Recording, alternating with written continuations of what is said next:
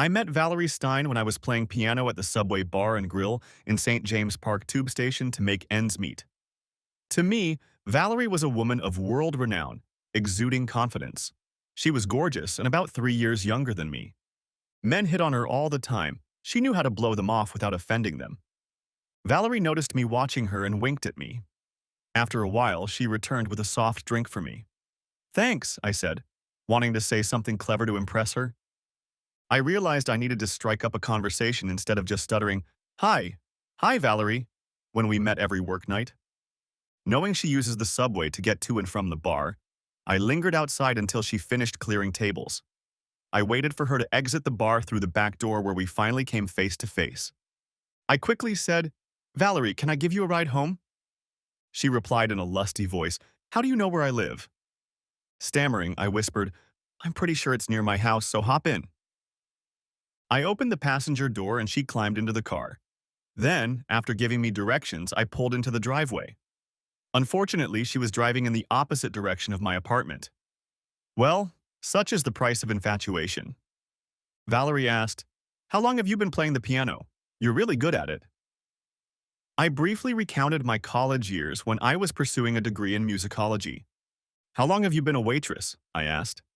She replied, Since I graduated high school. It's been about 4 years now.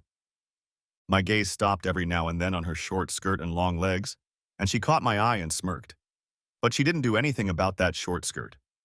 Suddenly, she said, Here we are. That's my building over there. Thanks for the ride. She kissed me on the cheek and disappeared into the building. I waited to see which one her apartment was in, watching the light in the window. She stood at the window and waved at me. I waved back at her and then drove back to my apartment with a smile on my face, a gentle kiss on my cheek, and the feeling that I was on top of the world. On the way home, I thought back to my university years. I dated a few female students from my university, but second dates rarely happened. I was always shy with girls, especially if I liked them, which made me tongue-tied. Fortunately, I was too busy studying to date much, as I had ambitions to get a music degree. As I became more confident, my relationship with Valerie quickly gained momentum, and soon we were dating in our spare time. We were mutually attracted to each other, and it seemed impossible to stop, like two magnets. We made time for ourselves. We had picnics in the park, fell asleep under a willow tree in each other's arms. We rode our bikes on London's cycle paths. Nothing expensive, just simple things. But while we were together, we found pleasure. Lying on a mat in Hyde Park one lazy Sunday afternoon, Valerie told me that she had dropped out of school at 16 and had spent the last 4 years moonlighting as a waitress in cafes and bars. Last year, she finally got a full-time waitressing job at the Subway Bar and Grill. I told Valerie that my parents were frugal and saved money for my university education. During my studies, I worked part-time at local pubs to save up money to buy instruments, books, and the like. I can now play piano, saxophone, clarinet, and acoustic guitar. I wanted to accomplish more in life than just teaching music to school children. After getting a job as a pianist playing background music during client lunches, I sprang into action. Our romance blossomed, and within 6 months we were a couple. Valerie moved into my large apartment. To this day, I vividly remember our first night together. Valerie was intrigued by my artistic nature and enjoyed inviting me to serenade her. Recognizing my musical abilities, she suggested I compose during the day while she worked part-time at a local cafe, encouraging me to write more sheet music. But I noticed that Valerie also had a tough side. She had a sharp tongue, remembering past events and habitually bringing them up to embarrass people. One day, after a hard day at the cafe, Valerie came home and caught me working on my sheet music. I was so engrossed that I hadn't done a single chore around the house. She exclaimed, You sit on your butt at home all day playing guitar while I work hard at the same time. She was verbally abusing me. I tried to understand why. After all, it was her idea. I don't like conflict and am generally shy, and she can be a bully at times. One morning I heard her singing in the shower while she was making her morning coffee and realized she had a beautiful musical voice. Now it was my turn to teach Valerie, in this case how to sing and hold a note. We worked on Valerie's singing for 3 months, practicing her voice. I also taught her the basics of note reading. Eventually, I talked my old retired high school music and choir teacher into helping Valerie hone her voice for a small monetary reward. While I continued to write the scores, Valerie helped with the lyrics. We ended up with 6 songs, but Valerie's favorite was the first song I wrote while I was still at university. Cuckoo's Crying is a mother's lament about the loss of a young child. We auditioned for the owner of a Subway grill bar. I played piano, and Valerie sang. He offered us a 30-minute gig one night a week. Valerie still worked as a waitress, and I continued to play dinner music, but every weeknight we could perform together on stage in front of an audience. Some customers danced on the small dance floor in front of the stage. On Friday and Saturday nights, there are pop bands playing here, and Valerie and I are not needed. I made recordings of our nightly performances, which I then edited.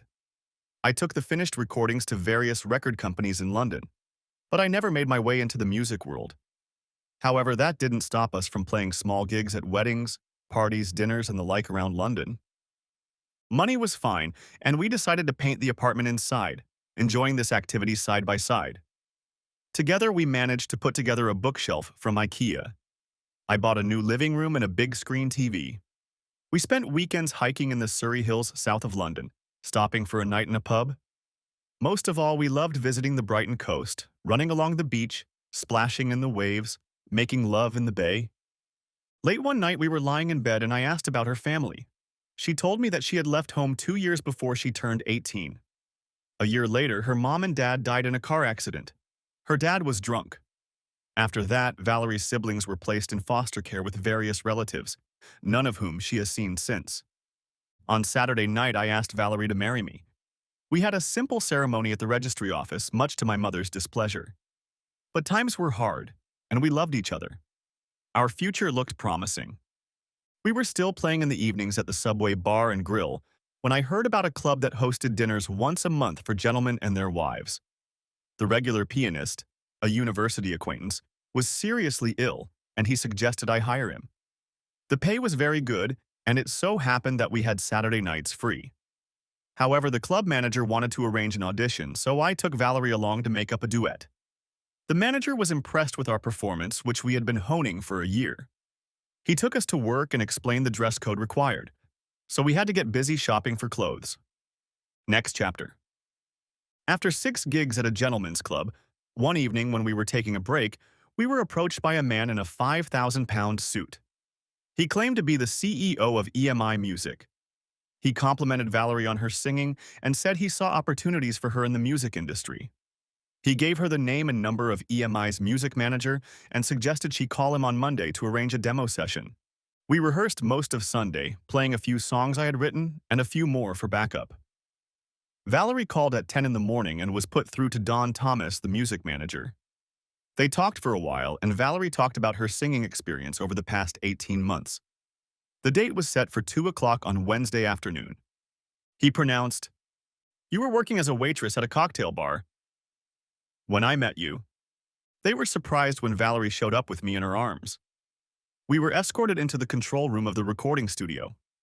I was seated on a stool in the corner and dismissed. I had used large recording consoles, similar in size at the university, and was familiar with their functions and capabilities. But I was left to my own judgment. After Valerie discussed a few songs, she was taken to a small booth with headphones and a microphone. Valerie made some demos and then asked to perform a piece of music she was familiar with. The song was called "The Cuckoo is Crying." Valerie explained that the music was written with her vocal range in mind.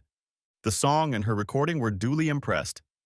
Don offered to record it as a demo track. When they learned that I had written the music and lyrics, they invited me to record the piano and guitar tracks. The sound engineer, Bob, spent the next few hours working on the song, adding dub tracking and some of my harmonizations with Valerie. Finally, we were thanked and told that the song would go before a committee that would determine whether to release it to radio stations as a single. Don said he would be in touch. "Don't call us. We'll call you ourselves." A month later, Valerie called and asked me to re-record "The Cuckoo Cries" with orchestral accompaniment. I wasn't needed during the recording, but they offered me the position of studio session musician and I would be called in when needed. The song "The Cuckoo Cries" surprised everyone and hit the top of the charts 3 weeks later, staying there for 2 weeks. Valerie's career took off. 6 months later, as a follow-up to her hit single, Valerie recorded an album of my songs with our lyrics, which went to #1.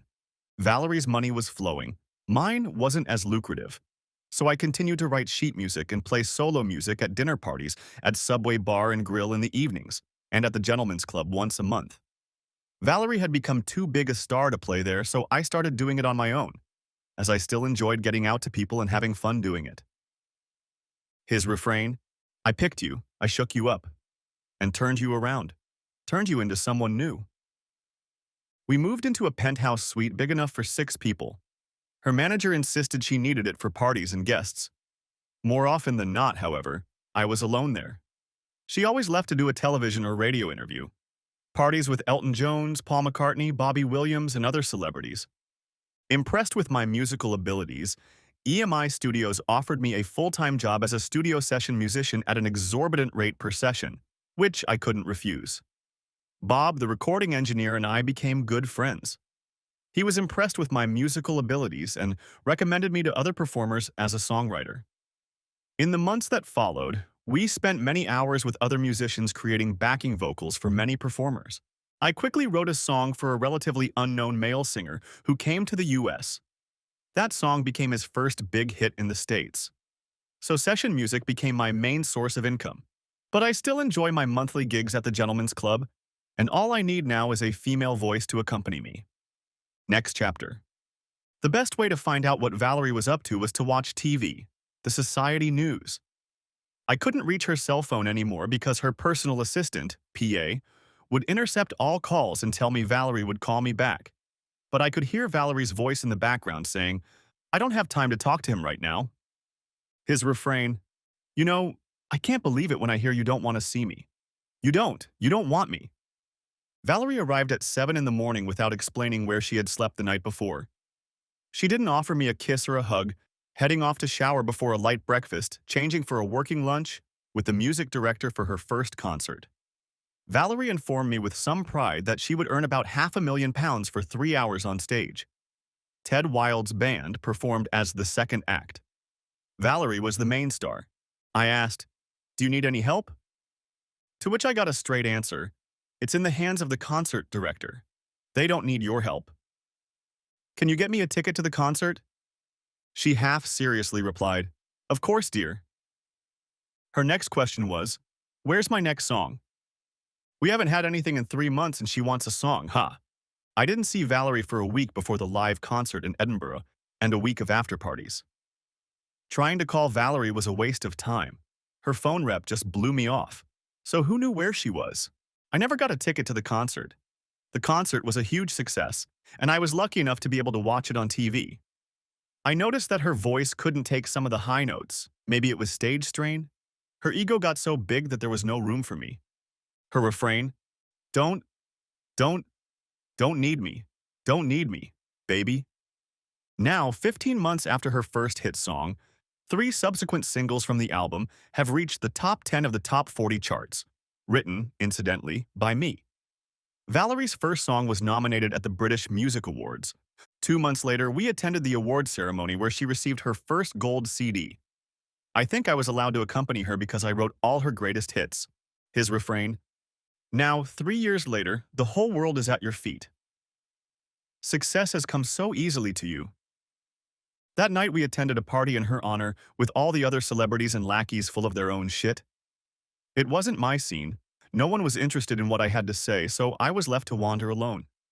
It was a warm summer evening and I moved out of the way into the garden. Sitting on a bench, I was humming a tune that had been playing in my head for the past few days when I heard a woman say, are you humming to yourself, or are you just happy? When I heard a woman's voice say, what are you humming to yourself, or are you just happy? Her well-modulated feminine voice caught me off guard, bringing me out of my reverie. Not only did she have a beautiful voice, but she also had great looks. Not as strikingly attractive as Valerie, but I could tell from her face that she had an inner beauty. I stood up and said, hi, I'm Peter, extending my hand. Helen, she replied, shaking my hand. Who are you here with? I whispered, Valerie. Then asking, who are you accompanying? Without answering the question, Helen remarked, I guess we're both ducks on the water. Unable to stand the conversation, we sit in silence. Looking into the main ballroom, I see Valerie holding the hand of supposedly aspiring songwriter Bill Bean. Valerie touches him lightly. Bill wrote a short song for a pop rock band in which Ted Wilde is the lead guitarist. The song reached number 5 on the top 40. Ted has a big ego and brags that Bill is the next best songwriter. Helen suddenly broke the relative silence in the garden and said, "Ted Wilde was my traveling companion and he's a real idiot." "So how do you know him, and why are you here?" To make a long story short, I'm his accountant. I first met him last week to sort out his taxes. He's making a lot of money now and VAT is haunting him. He liked me and invited me to the bonus. I didn't reply anything and Helen continued. "So you are married to Valerie and are the author of her songs?" "Yes, that's right," I replied dejectedly. "Okay, and that tune you were humming is your next top 40 hit." She seemed well informed, so I told her about the new song I had composed. Helen offered to use the piano in the music room so she could listen to the sheet music. After leading me down the hall to the room, Helen told me that she had been involved in music all her school years and had sung in the school and church choir. I played the tune on the piano. It took several tries until I hit the right key. Helen quickly picked up the melody and picked up the piano. I picked up the guitar and we played the chorus together until we figured it out. I was impressed with her musical ability, so I asked her if she would agree to play with me once a month over dinner at one of London's gentlemen's clubs. After receiving an affirmative answer, we exchanged cell phone numbers. We were still rehearsing when we were interrupted by Valerie, Ted, and Bill. Valerie announced, "We were wondering where you two disappeared to." Bill admonished me, "You have no idea how to play guitar." I let him think what he likes, not wanting to argue with him. As we all leave the room, Ted asks, "What instrumental tune did the two of you play?" I reply, "Oh, just a tune stuck in my head."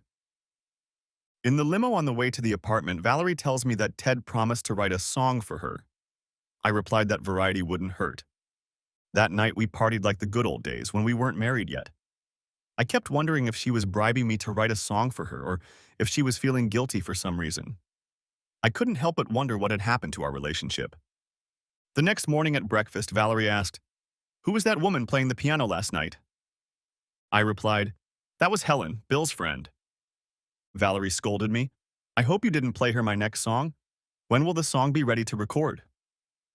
"It still needs to be polished, but soon." Again, if Ted is writing her song, why does she need mine? So I decided to take my time with the finalization. With those words, she informed me, "I'm off to a Sunday celebrity TV show." And without waiting for my response, she walked out the door saying, "I still love you." I replied, "I love you too." But I began to wonder if that was really true. She had changed so much. His refrain, "I've changed you, turned you into someone new. Don't, don't have me." I called Helen and asked if she could play music for the gentlemen's club dinner the following Saturday. I needed a pianist and singer for next Saturday. She replied that yes, she would love to, and we agreed. I didn't see Valerie for the first half of the week. Then she arrived with her entourage on Wednesday afternoon. She explained that she would spend the rest of the week, including the weekend, at Ted's country home, finalizing his song for her. EMI studios were booked for Monday morning to make the recording. Helen had a resounding success at the Gentlemen's Club, her performance drawing a standing ovation. The club manager complimented me on finding a great singer. He hoped we wouldn't lose her to the pop music world. When I arrived at the EMI recording studio on Monday afternoon, Bob informed me that Valerie and Ted had left. Over the past 2 years, Bob and I had become good friends. We have spent many hours together in the studio and quite a few evenings in the pub. He told me that the song Ted had written was terrible. It had no rhyme or rhythm. The lyrics were awful. They stopped recording on their lunch hour. By then, Ted and Valerie were so high that Valerie couldn't hold a tune and Ted could only giggle. With a sad face, Bob continued, "Peter, we've become good friends, so I can't leave you in the dark any longer." He continued, "At one point I went into the men's room and heard Valerie and Ted having fun in the women's room. She was yelling about how good he was. He asked, 'Am I bigger than him, bitch?' She replied, 'Much bigger and better in every way, lover.' My heart was breaking, and I didn't want to believe what Bob was telling me, but deep down I knew it was true. So I left EMI for our apartment, tears streaming down my cheeks. When I arrived at the place, I looked around. There was nothing of mine here, everything was plastic and fake. I decided to clean up, packing only a few things to get by and leaving most of it behind, not wanting to warn Valerie of my possible intentions. If she was having a full-blown affair with Ted, there could be no second chances. So I checked into a cheap hotel on the other side of town. Call me a sucker, but I still loved her. Monday night, I called Valerie to give her a chance to fix our deteriorating relationship. She answered, "Hi, Peter." A giggle was heard in the background. "What can I do for you, Peter?" More giggling was heard in the background. I asked, "Valerie, are you coming home tonight?" She replies sharply, "Look, Peter, I want to live my life. I don't obey you, got it?" And hangs up.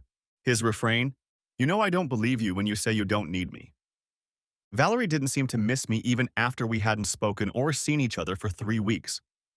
She finally called and said she was leaving for a week to California for the American Music Awards as a special guest and would be gone for 2 weeks. She said, "I used to work as a waitress at a cocktail bar." That's true. I considered enlisting the services of a private investigator, but eventually their fragrant public display of affection for each other made it clear what was going on, to the point that they had taken up residence in the same hotel room. I talked to my lawyer about the missing royalties, which seemed to have stopped at a time when Valerie's songs were at the height of their popularity. My lawyer found out that the funds were being transferred to her account. I asked him to look into it. I needed the money to pay for a hotel stay because I refused to go back to the apartment. I watched the American Music Awards on TV to see Ted accompanying Valerie. Press photos showed her entering an exclusive hotel on Sunset Boulevard holding hands with Ted. Valerie wrote, "I need a vacation and I'm heading to the beach." I replied to make sure our marriage was unbreakable. "Where? I'll be there so we can spend time together." But she never responded. A month later, the TV news reported that they were in Jamaica, sunbathing and sharing a hotel room again. There were also rumors that Valerie and Ted were having orgies at celebrity homes in Kingstown. I moved all my stuff out of the apartment and found a small apartment in North London. The television news reported that Valerie and Ted had returned to London's Heathrow Airport. Valerie's luggage contained various illegal substances, while Ted's luggage, unsurprisingly, did not. When she objected, saying it wasn't her stuff, she made a scene and was stripped. The next day, it became front-page news in all the newspapers. Top 40 singer Valerie Stein was charged with possession of a controlled substance and fined a hefty sum. Her manager bailed her out. When she finally returned to her apartment and found that I had moved out, she called me. "Where are you? Why did you move out?" I simply replied, "I want a divorce." She laughed into the phone, saying it was just sex. I disagreed and hung up. The divorce was hard. Valerie, through her attorney, tried to reduce the amount she owed me. However, she couldn't afford to stall, putting her career on pause. If her name was out of the public eye for too long, people would begin to forget. She agreed, and I received the royalties due me, and 50% of the marriage. Valerie and Ted started living together in the same apartment. She told everyone that Ted's next song would take her career back to the top. However, when the single was released, the best it achieved was a 20th place in the top 40. The song had no rhythm and Valerie's voice had the wrong range. It was a failure for her. The refrain, "It's too late to look," when you think you've changed your mind. Valerie called me, begging me to do this song for old time's sake. To reassure her, I said, "I'll see what I can come up with." But I did nothing. She ruined our union. Next chapter? I continued to live my new single life, waiting for the divorce to be finalized. I was still doing studio session music and writing new songs for other artists. As long as I stayed busy, everything was fine. The only thing I was looking forward to these days was performing with Helen. Speaking of Helen, we still enjoyed our monthly performances at the Gentlemen's Club. It became so popular that Helen suggested to the club management that we have themed evenings in the style of the Roaring Twenties, and this suggestion was a great success. Other themes soon followed, with music from the wartime 40s to the swinging 60s. And now, with Helen in mind, I began writing songs for her voice range that she could perform in the club. Valerie's career went down the drain. Ted's next song was even worse and only placed 35th in the top 40. Both his and her careers peaked and went downhill. One Saturday night at the Gentlemen's Club after a musical dinner, a stylishly dressed older woman approached Helen and praised her singing. She said, "Helen, that last song suits your voice and type of music."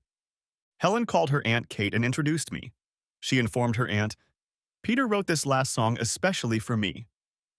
Helen, you must come to visit next weekend. I insist that you bring your young man with you as well," Aunt Kate ordered. Eventually, the elderly gentleman waved Aunt Kate off and pointed to his watch, hinting that it was time to leave. Over the weekend, with Aunt Kate's help, I persuaded Helen to record a demo song at my next studio music session the following Wednesday, much to Aunt Kate's delight.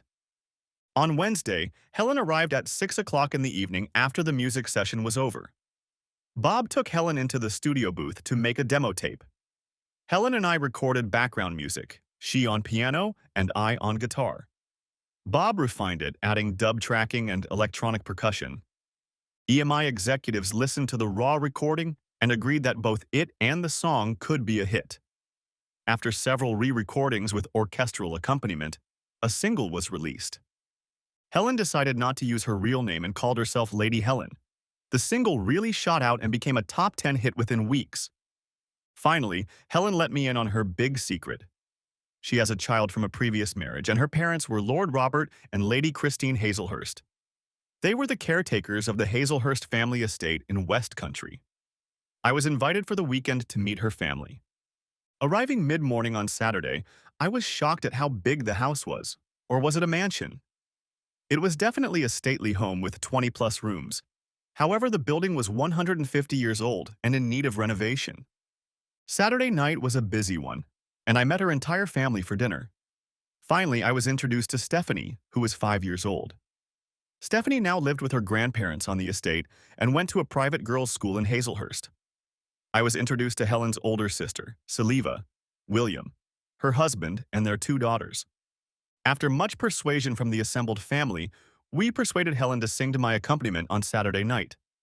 The whole family was surprised to learn that she was the latest top 40 singer, Lady Helen, whose single is currently at number 5.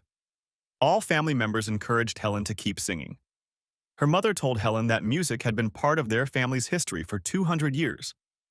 2 weeks after meeting her parents, Lady Helen's next single was released. Another song of mine rose to the top of the charts in 3 weeks and stayed at number 1 for 5 weeks. In the intervening 9 months, Helen and I had matured our relationship to the point where we had become lovers. Helen invited me to move into her large city apartment. She left her tedious job as an accountant at Prescott and Wharton to concentrate on her singing career. Helen had given up her manager and bookkeeper, doing both herself and hiring a part-time assistant. She firmly promised me that she would always return my phone calls. Without having too big an ego, Helen and I still held monthly meetings at the Gentlemen's Club, just for fun. It came as a surprise to one and all when Steve, Ted Bean's younger brother, sued Ted for stealing Steve's songs. He had written them in music lessons during his high school years. Ted was ordered to pay his brother all royalties. As a result, Valerie kicked him out of the apartment and out of her life. Representatives of the music company EMI and various fan groups pressured Helen to organize a live concert, but she kept putting it off.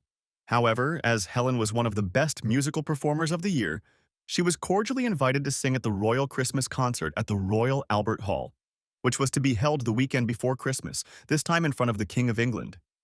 It was the kind of concert she couldn't refuse. It would at least appease her fans and the record company a little. To say our parents were thrilled is an understatement. Helen insisted that our parents be guests.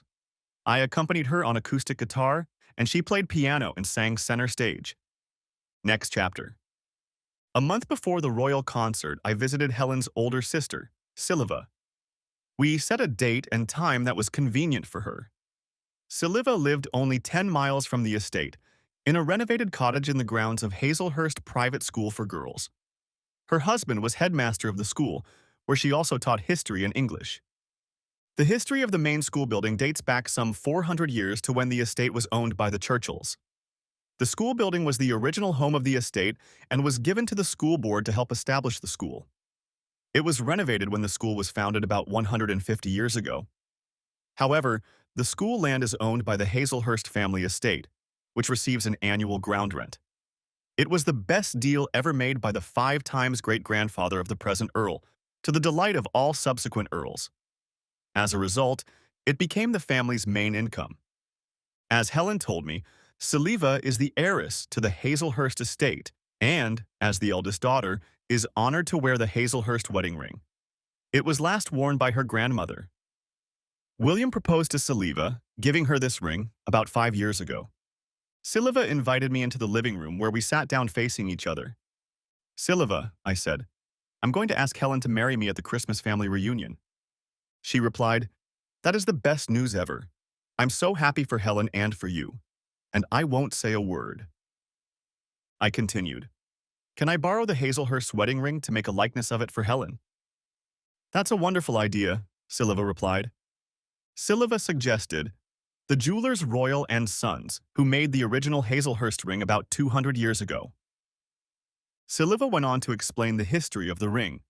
The Hazelhurst wedding ring was passed down throughout the family's history to the eldest daughter or the eldest son's fiancé. In the center of the ring was a large ruby with 8 diamonds surrounding it for 8 generations of the Hazelhurst family. She continued, Royal and Sons contacted me several times asking to borrow the ring.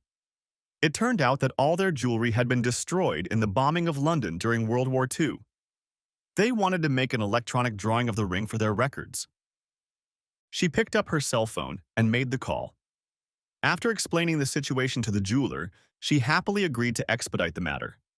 She set up an appointment for me for tomorrow at 3 o'clock in the afternoon. As we stood there, Saliva spoke. This is so interesting. Then, enthusiastic, she hugged me. She took the ring off her finger, returned it to its case, and handed it to me. The Royal Christmas concert was a resounding success. Helen sang like an angel and received many ovations and applause.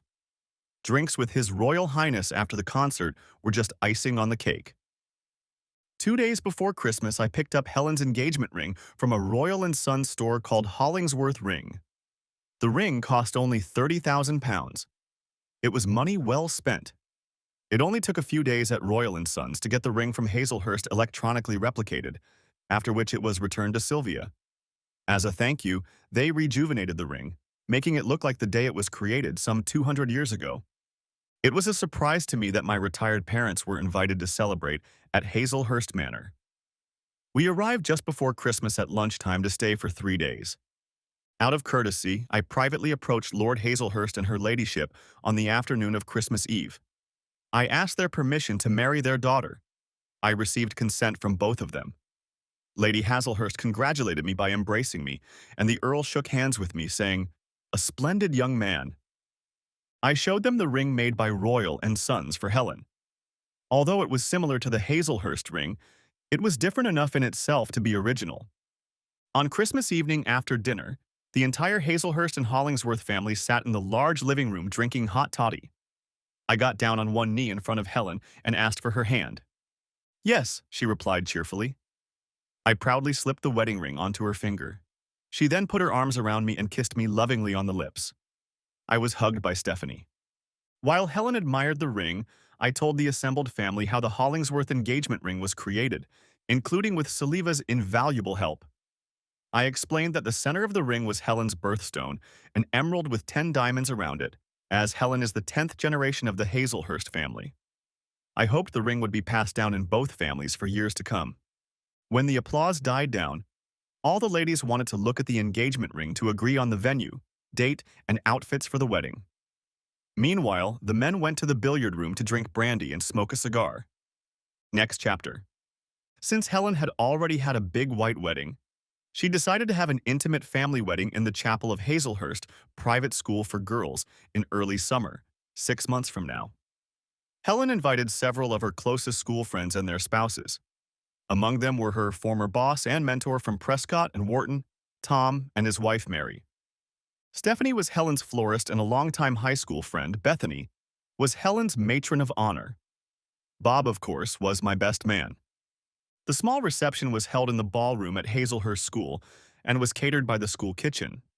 I played the piano and Helen sang some of her favorite hits. We received rave reviews from our family and friends. We honeymooned on the small island of Bermuda for 2 weeks. I insisted that Stephanie come with us on our honeymoon. After all, we were now a family. Besides, the two-bedroom suite allowed Helen and me some privacy. Our flight from Heathrow arrived at Bermuda's L.F. Wade International Airport around 10 o'clock in the evening. The trip to the resort took another hour. By this time, we were all so tired that we just went to our bedrooms to sleep. I opened my eyes to a light tropical breeze and warm sunlight streaming in through the balcony doorway. "Looks like a beautiful morning," she said. "Impressive," I replied. The tea was just what I needed to replenish the energy I'd lost lately. I thanked Stephanie for her concern. 2 weeks in Bermuda had proved too short, and soon we were flying back to good old England. Arriving at the estate, Helen found that her new recording had conquered the music charts, becoming her fourth top 40 song of the year. It wasn't long after returning from vacation. Helen informed me that she was pregnant and both families were thrilled. While we were away, renovation work began on the so-called gatekeeper's cottage. It originally had 8 rooms, but the architect planned to turn every other room into a bathroom and eventually make 4 bedrooms and a large bedroom with a walk-in closet for each of us on the second floor. Stephanie was thrilled to have a private bathroom. The 4-car garage was built to the same design using similar brickwork to make it compatible with the original cottage. The new modern kitchen, living room, and dining room were replastered and painted, and a music room was made for me. The house was decorated by both our mothers, using some of Helen's song earnings. It was just a mansion compared to our little 2-room apartment in town. 6 months later, we all moved in.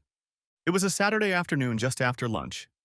I was sitting in my music room when Stephanie came to the door and asked, "Peter, are you busy doing something important?"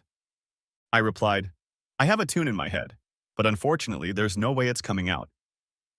Let's take a horseback ride around the estate." "Why?" "Your mom is pregnant and can't ride right now, so you're my next choice," she told me frankly. I looked at her timidly. I don't know how to ride." "Well, now would be a good time to start. Riding will get you out of your rut," Stephanie encouraged. "Really?" I laughed. "Come on, Peter. I've got just the horse for you." She held out her hand. Old Betty was her name, big and round, looking partly like a dray horse.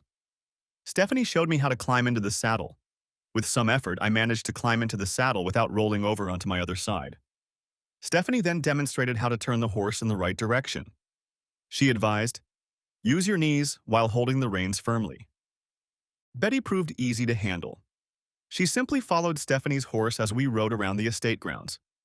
Stephanie chatted non-stop, talking about what her school friends were doing, the latest Disney movies and other movies her mom was putting on. She was excited about being in the school choir and wanted to be a member of the theater group.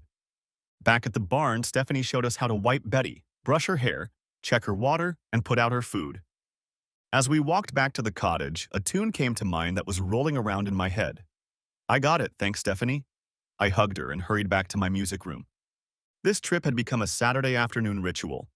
Helen was the first to notice it.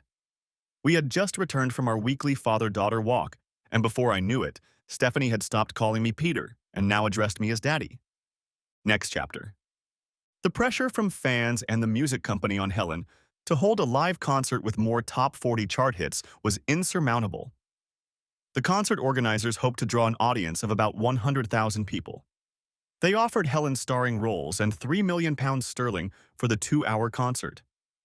According to the calculations of the organizers, Helen could earn up to £1 million just on the sale of CDs and paraphernalia. So we decided to do a live concert before the baby was born.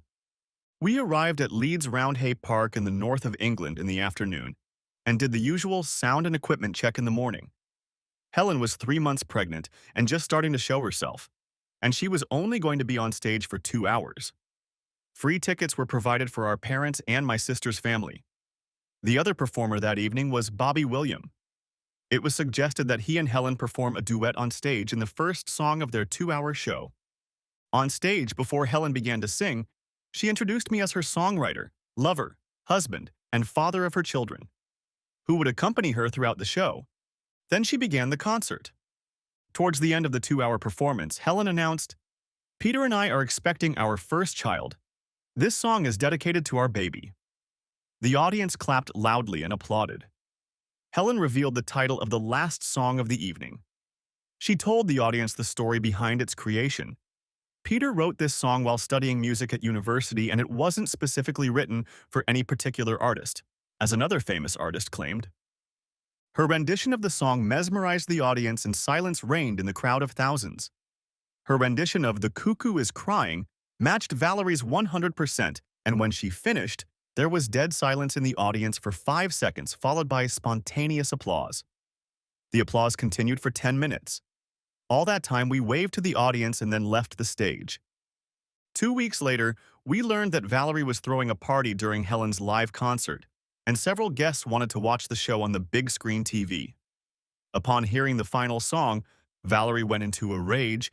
She smashed the TV screen with a champagne bottle, and the guests ran out of the building, leaving her alone with her anger. It was reported that Valerie tried to sue Helen for playing her song, but it turned out that she had no right to decide who could sing it, since I wrote it. Next chapter. After Helen announced that she was pregnant with our first child, I decided that we needed a secluded place, our corner by the sea where we could take a break from the hustle and bustle of the estate. Unbeknownst to Helen and Stephanie, I had purchased a small abandoned resort called Bronte Villa.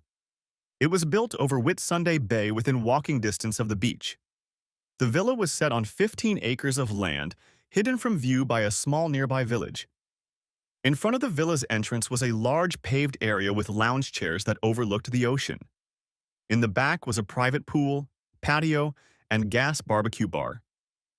The lower level of the villa had 2 ensuite bedrooms, a large kitchen, dining room, living room, media room, etc. The upper level had a small TV room and 2 ensuite bedrooms, as well as a large balcony overlooking the English Channel. In addition, the house had 6 separate self-contained apartments. Each of the 6 two-story apartments had 2 ensuite bedrooms for 4 adults or 2 single adults or children on the upper floor, each with a small balcony. On the first floor were a small kitchen, living room, and toilet laundry room. I bought the villa at a bargain price and then spent almost the same amount to remodel it. The finished product was well worth the effort. All the Hazelhurst and Hollingsworth families could come here in the summer. Helen, my parents, her brother, and his family had their own private space. Everything was renovated in 6 months.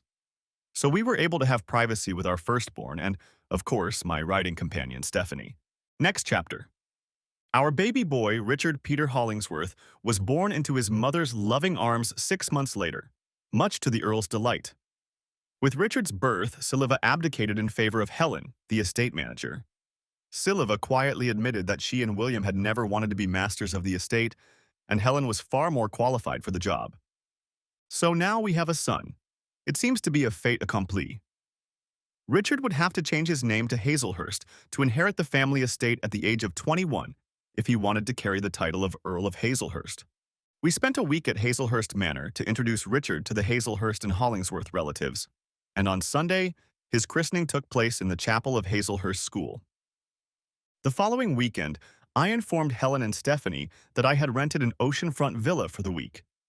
After loading the luggage into the trunk and Richard into his baby capsule, we set off on our week-long vacation. Helen was absolutely thrilled with the view from the front of the villa. Stephanie began to look for a room for herself. Richard will sleep on a cot in our bedroom. Helen immediately went out onto the balcony of the master bedroom to admire the magnificent view of the channel and take in the sea air. Finding her room, Stephanie went in search of it. After a while, she returned and asked, "Can she swim in the heated pool?" We all put on our bathing suits and jumped in the pool, including Richard. Later that first night, I fired up the barbecue and we cooked lamb chops and salad. I had a cold beer, no wine for Helen. The week went by quickly. We explored the seaside and rocky shore. We spent our days sitting on the sandy beach below the villa, and Richard sat in the seawater. On our last evening, as the last rays of the sun reflected off the few clouds, we sat in deck chairs in the front yard of the villa and looked out to sea. Breaking the silence, I said, "I could do this every weekend." We heard agreeing nods in response. I continued, "How about we buy a palace and we can come here anytime we want?" Helen asked, "Is it for sale?" "No, it's already sold. I bought it about 9 months ago and renovated it. What do you think?" Stephanie was the first to answer. "Do we own this?" "Yes." Stephanie jumped up, ran over and hugged me, saying, "What a smart daddy." Helen, who was feeding Richard, said with a slight smirk on her face. And here I was wondering what happened to that 6 million pounds. I've been meaning to ask you that for ages. And then the thought occurred to me. Maybe I would get lucky today. Every 5 years, Helen gets together with her closest girlfriends for the Hazelhurst reunion. This year, it was held at the Subway Bar and Grill, and it was attended by about 6 of Helen's high school buddies and partners, including me. Unbeknownst to us, Valerie was the new owner of the bar. I noticed that she kept to the side of our table. After dinner, before coffee, Valerie purposely embarrassed Helen. She went on stage at the club, took the microphone and announced, "Who wants to hear Lady Helen's last song?" How could Helen refuse after so much applause? Helen whispered to me as we walked to the stage and I nodded. I accompanied her on the piano as she sang The Cuckoo's Lament, Valerie's biggest hit. As soon as Valerie heard the first bars of the song, she ran into the kitchen and started banging pots and pans to distract us, but to no avail. Helen's performance drew a standing ovation from the audience. Valerie came out of the kitchen after the song ended and clapped politely as we walked back to our table. I noticed that we didn't get any discount on our meal for the recital. A month later, our family of 4 decided to take a weekend trip to the villa. For the past 2 weeks, they had both been pissing me off. Even though it was winter, it was a great idea to get away. Helen could hardly cook except to boil water or boil eggs. Breakfast was free, lunch was optional, and dinner was cooked by me using the barbecue. So it was not a good vacation for me. When the milk was finished, I went for a short walk into the village. On the way, passing a fisherman's cottage, I noticed a sign in the window. Housework required. Cleaning, laundry, ironing, cooking, etc. Please contact. While paying for the milk, I asked the clerk about the work wanted sign in the window. She explained that Judith's husband, an auto mechanic, had died when the jack snapped and crushed him. Unfortunately, it was proven that he was negligent, so his widow did not receive any insurance payout. As a result, she is finding it difficult to live, and her son's wife seems to hate her, so she has nowhere to go. I knocked on the cottage door. A well-dressed woman, who I estimated to be in her early 40s, answered. She could have been my older sister by her age. I held out my hand and said, "Peter Hollingsworth, my wife and I have just moved into the villa on the hill." Then, taking my hand, she said, "Mrs. Judith Brown, it is a pleasure to meet you." I expressed interest in her job ad. Judith invited me into her well-kept living room. To make a long story short, I invited her to come to our villa at 11 in the morning to interview for the housekeeper position listed in the ad. Helen met Mrs. Brown at the door and ushered her into the dining room where I was finishing my morning coffee and fiddling with music sheets. I greeted her and invited her to sit down, getting right to the point. Helen doesn't cook, but I cook almost everything when we're here. We come here to relax, and cooking is not my idea of relaxation. So we are looking for a housekeeper who will do all the things you described in your ad. But we would both prefer you to live with us. Is that okay with you? The more I told about the housekeeper's job, the more passive Mrs. Brown's face became, and finally she smiled broadly. At last she could not contain her delight and asked, "When shall I begin?" At that moment, Stephanie ran into the room saying, "Excuse me, I'm hungry." I introduced her to Mrs. Brown, and she immediately asked, "How are you, Mrs. Brown?" Judith replied, "I'll start right away, Stephanie. Show me where the kitchen is." Helen and I could hardly contain our joy at finding the local housekeeper that Stephanie had so willingly accepted. Stephanie returned with a tray containing a sandwich and a glass of orange juice. She sat down at the table and began to eat. It was almost noon. Mrs. Brown asked, "Sir, madam, would you like to have some lunch now, perhaps some cold meat salad?" I replied, "Yes, that would be nice. However, there is no reason to call us sir and madam. Helen and Peter are quite appropriate."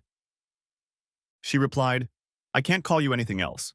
You are my employer, sir." Since Richard was finally eating solid food, Helen could now drink alcohol at lunch or dinner. I asked, "Would you like to have an aperitif before lunch, perhaps a Pimm's, with Indian tonic water and a slice of lemon?" "Oh, yes, please. That would be just right, thank you, dear," Helen replied. Mrs. Brown returned a minute late with 2 plates of cold meat salad. I asked where her plate was, and she replied that it was in the kitchen. Then I commanded, "Well, carry it and eat with us. You are now a member of our family. Please, we insist." Stephanie replied, "Yes, Mrs. Brown. You are my new Aunt B." From then on, Mrs. Brown began referring to Stephanie as Aunt B. After lunch and further negotiations, we set Aunt B's salary, and I gave her a credit card for household expenses. The following week, she moved into one of the apartments as the cottage lease was coming to an end. Next chapter. About 18 months passed, and we publicly announced in a small press release to fans of Helen's music. It is with great pleasure that Lady Helen announces that she is pregnant with her third child. Helen and I were having coffee in a small restaurant in East London when singer Bobby Williams came over to our table to congratulate Helen on her pregnancy. I asked Bobby to join us and moved on to discuss his recent impromptu performance at the Subway Bar and Grill, which Valerie had encouraged him to do. He said, "I couldn't get out of it without looking like complete shit.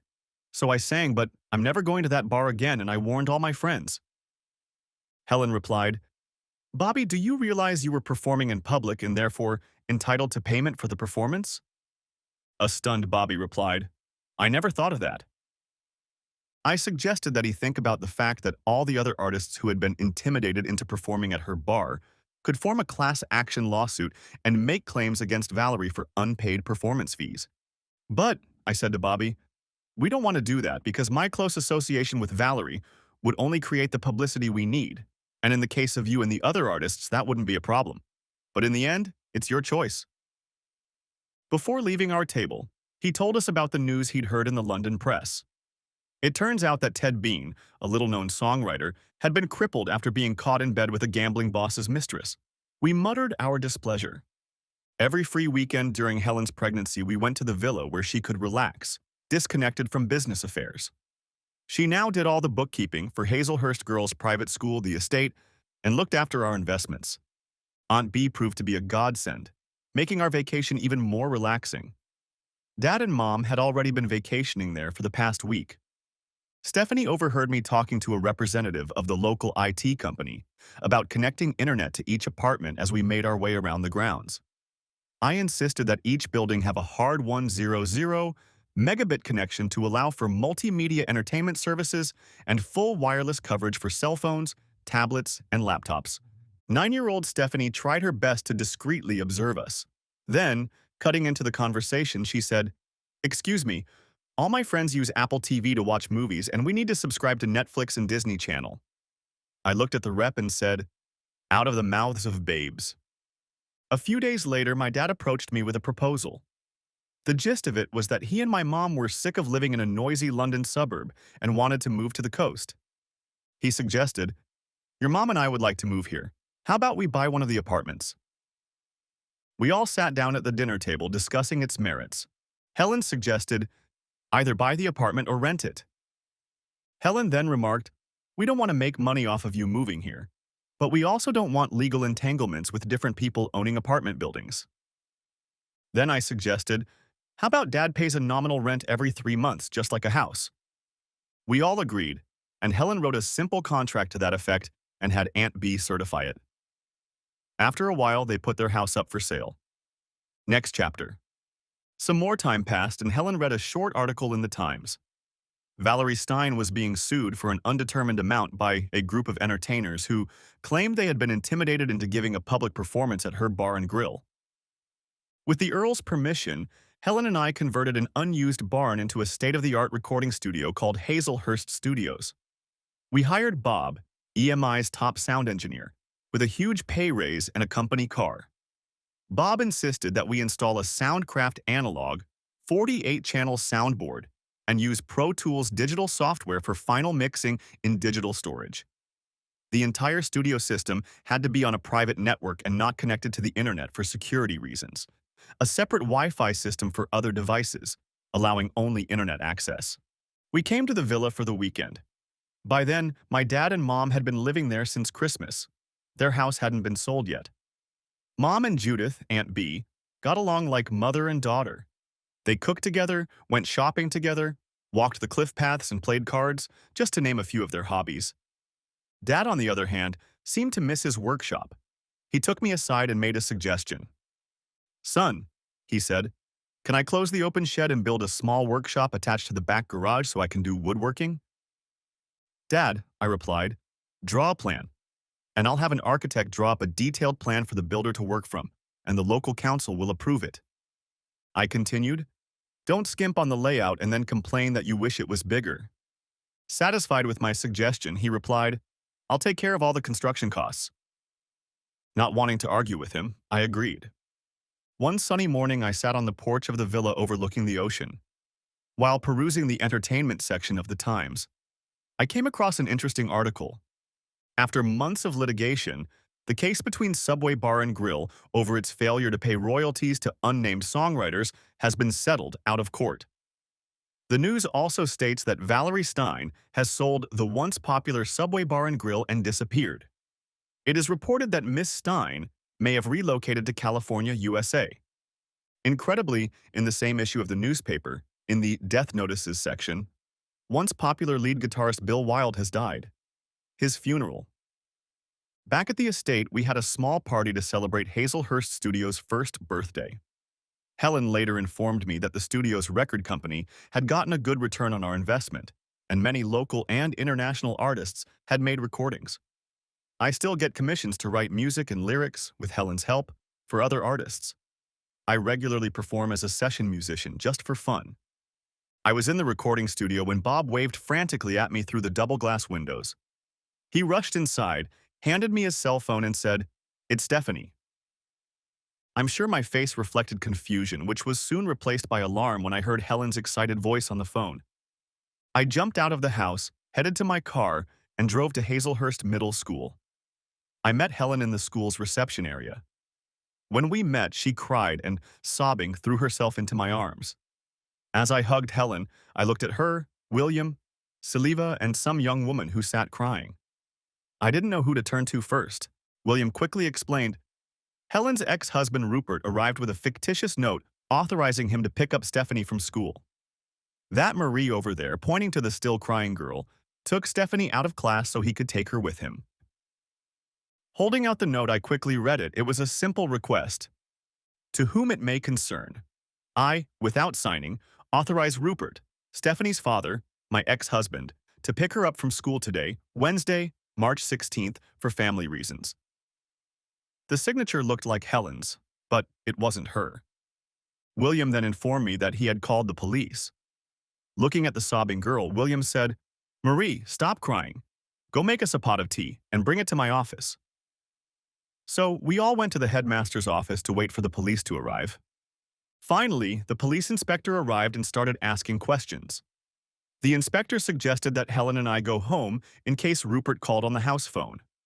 As we were about to leave, Helen's cell phone rang. She looked at the caller ID and said, It's Stephanie calling. Helen was about to answer it when the inspector said, Answer the call and put it on speakerphone. Everyone keep quiet. Helen pressed the green button, then the speakerphone icon and said, Stephanie, where are you? Rupert's voice came through the tiny speaker. Hello, Helen. Long time no talk. I've got Steph with me. We're on a little vacation. Listen, I need money. Quick and quiet. Don't call the police. Helen, this is between you and me. When I get the money, you can bring Steph back, okay? Helen, sobbing, replied, You didn't hurt her in any way, did you? Of course not. She's my daughter, you stupid bitch. Now listen to me. I want £1,000,000 sterling and £100 bills. I know you can afford it with your singing career, so don't argue.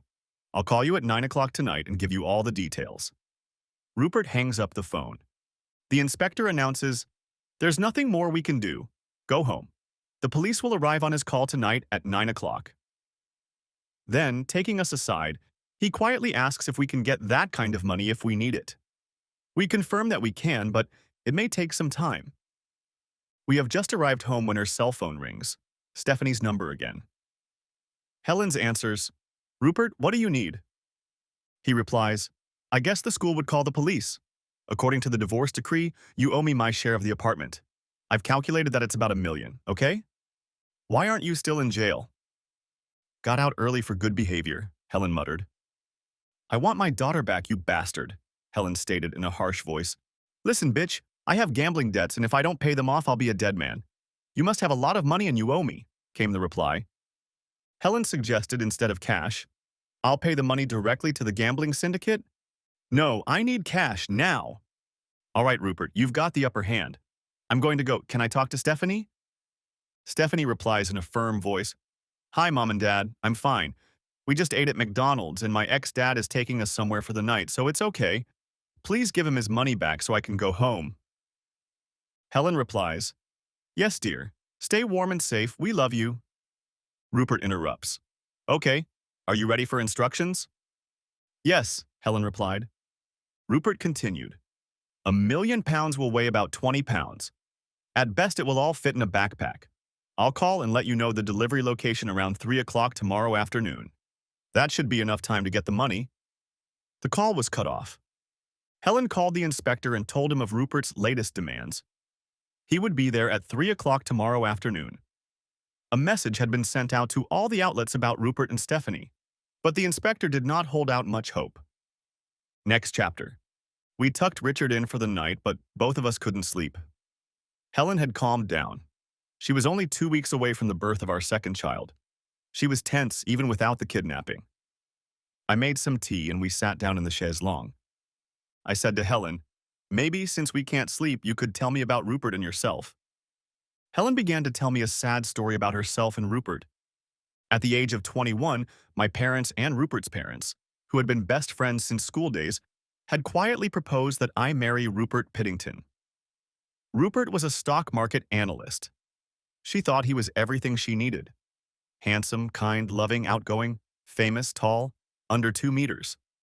He was a well-known man in town with a promising career. They were childhood friends, and it seemed to her that this was what their families expected of them. Soon after their honeymoon, they moved into an expensive apartment in West London. Their families were expecting an heir as soon as possible, and so 12 months later they announced, to the delight of both families, that they were expecting their firstborn. Their daughter Stephanie was both a blessing and a curse. She seemed to put even more pressure on their fragile marriage. Over the next 18 months, Rupert began staying late at work. He would come home with bloodshot eyes, disheveled. I began to think he might be having an affair. I was shopping for clothes for Stephanie and was about to make a purchase when the cashier informed me that my credit card was full. I felt very embarrassed and used her personal Hazelhurst credit card, which I still carried in my cell phone case. I tried to call Rupert, but the call was forwarded to the answering machine. In the evening, I waited impatiently for Rupert to come home. It was 9 o'clock in the evening when all hell broke loose. It started when the doorbell rang, I opened it, and 2 men burst into the apartment. I cried out in fright as the larger man pushed me aside and stepped inside. I screamed, "How dare you! I'll call the police!" Without asking, a second well-dressed man took my arm. I struggled, but could not break free. Finally, he dragged me into the living room and sat me down on a chair, ordering, "Sit here." As soon as he turned away, I ran to Stephanie's room, picked her up in my arms and hugged her tightly, then went back to the living room to sit. Pulling my cell phone out of my pocket, I tried to dial the police emergency number. A well-dressed man came out of the master bedroom and snatched the phone from my fingers. He said, "No police. Where is your husband?" "At work," I replied. "No, not at work. He was fired a month ago?" "You're lying. Why should I believe you?" Another large man came back from the bathroom and said, "He's not here."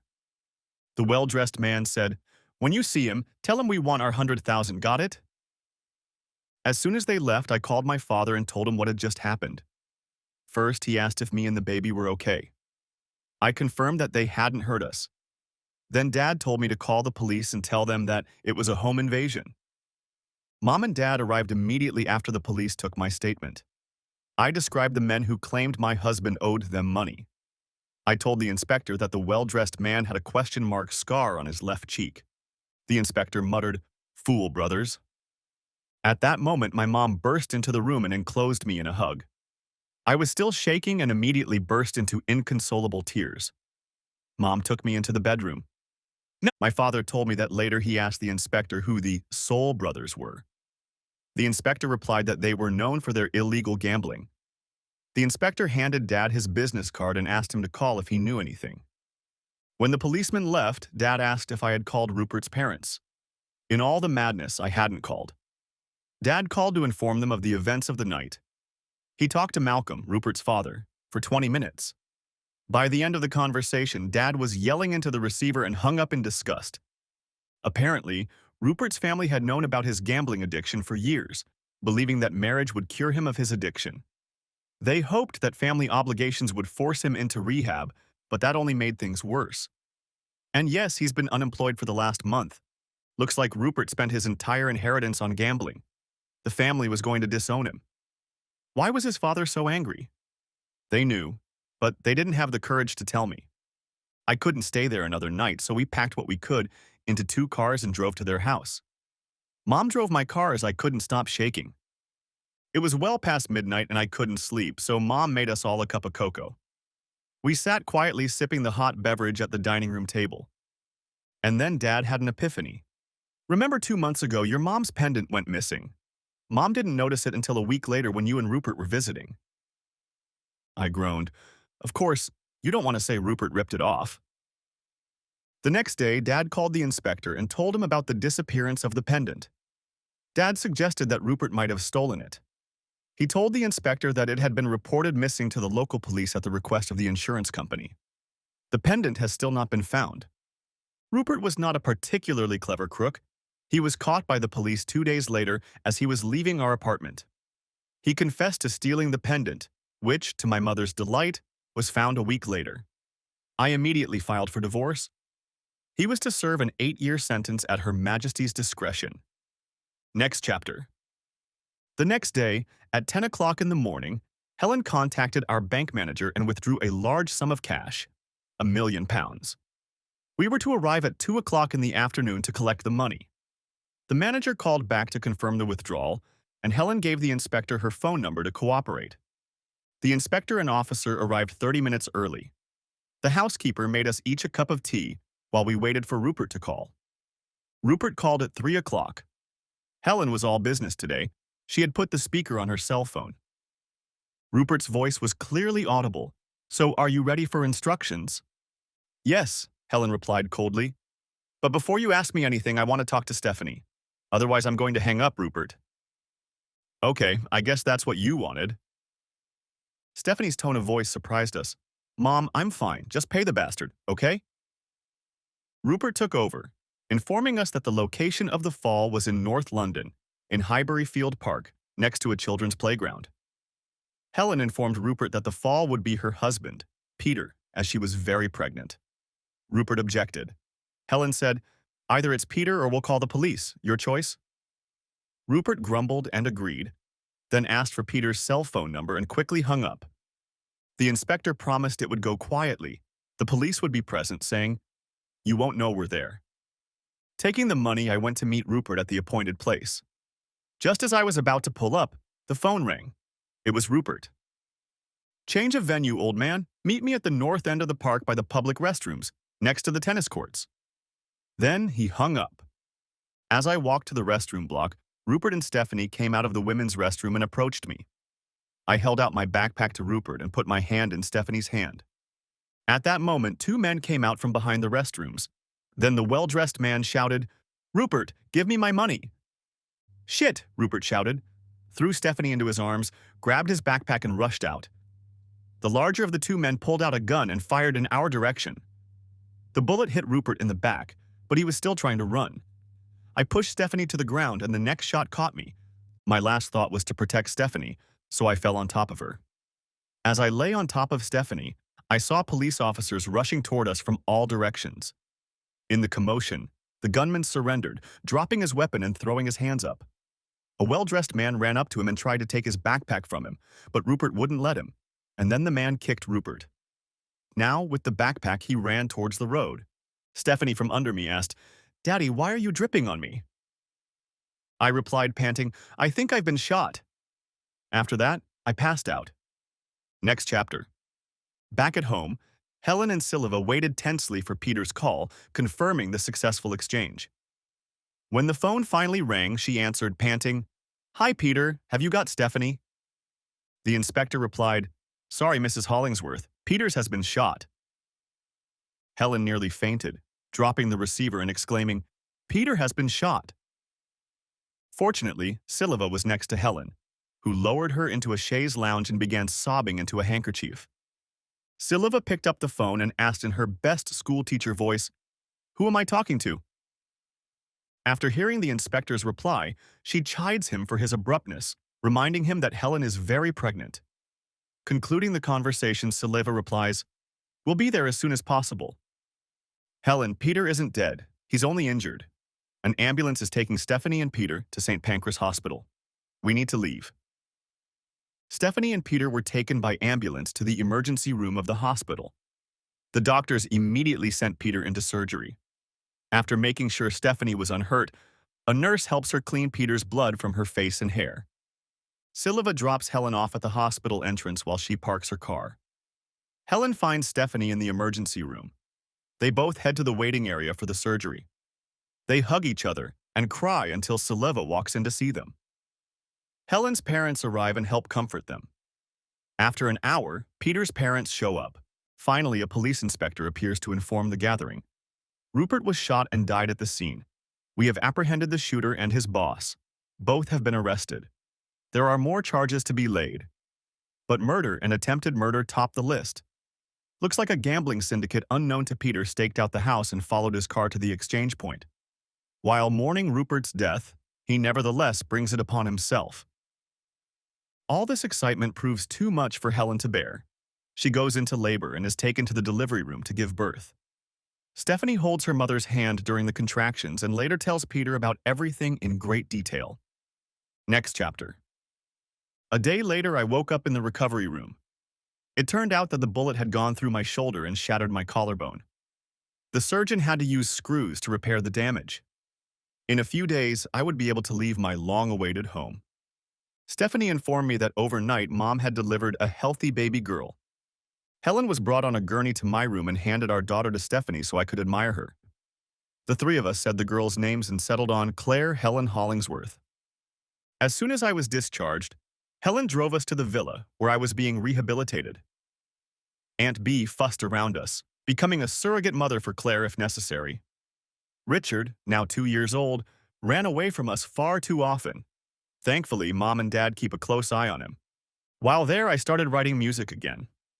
Helen and Stephanie helped me write the lyrics to a new song for Lady Helen called "Don't You Want Me? Don't You Love Me More?" Next chapter, Helen's new song. Her first recording at Hazelhurst Studios, released to the public, was a hit for Lady Helen, topping the charts for 3 weeks and staying on top for another 5. It led to numerous radio interviews and television appearances. It also led to an album release. I had 5 more songs to write. Dad and Mom sold their house over a year ago and are now settling into their apartment. Dad has equipped his new workshop with all the tools from home. He spends many happy hours playing with his new wood lathe, making all sorts of items, from a wooden toy car to a train set for Richard. He also does minor repairs and alterations around the villa. Both Mom and Dad are thrilled with the move, which has pleased Helen and me as well. A side benefit was that Aunt B was no longer left alone between our visits. All of this happened 5 years ago. I am now 41, and our 2 youngest children attend Hazelhurst Private School. For financial reasons, the school had to be made co-ed, so there was little choice of school. The children traveled to school every day on horseback across the estate fields. As for Helen and I, we moved into the main house on the estate after much-needed renovations. The Earl and Lady Hazelhurst now live in the gatekeeper's cottage. Helen has retired from public singing, except when we sing a duet in the shower. The end. Thanks for watching. I hope you enjoyed it. Subscribe to my channel and stay tuned for the next videos.